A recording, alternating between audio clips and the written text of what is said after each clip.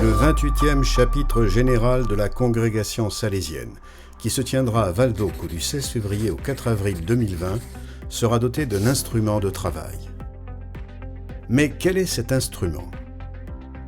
Ce n'est pas la première version du document final, mais le cadre conçu pour faciliter le travail que les capitulaires seront appelés à faire. C'est pourquoi il résume les réflexions qui ont émergé des chapitres provinciaux et soutient l'Assemblée dans un authentique discernement, en mettant en évidence les nœuds à dissoudre et les thèmes que la congrégation salésienne doit approfondir.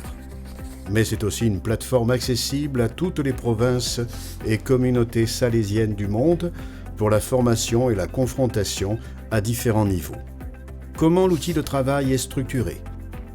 Tout d'abord, il prend en considération les 3 thèmes principaux indiqués par le recteur majeur. La priorité de la mission salésienne des jeunes d'aujourd'hui, puis les questions et les défis à relever pour résoudre les problèmes actuels. Le profil salésien pour les jeunes centré sur le thème de la formation initiale et continue. Et enfin, la nécessité d'être avec les laïcs dans la mission et la formation, en partageant avec eux la spiritualité et l'apostolat des Salésiens.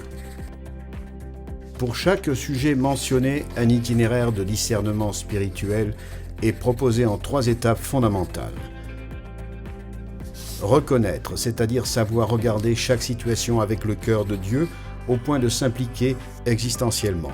Interpréter, en allant aux racines des situations, en découvrant leurs causes profondes à travers des critères théologiques, ecclésiologiques, pédagogiques et pastoraux.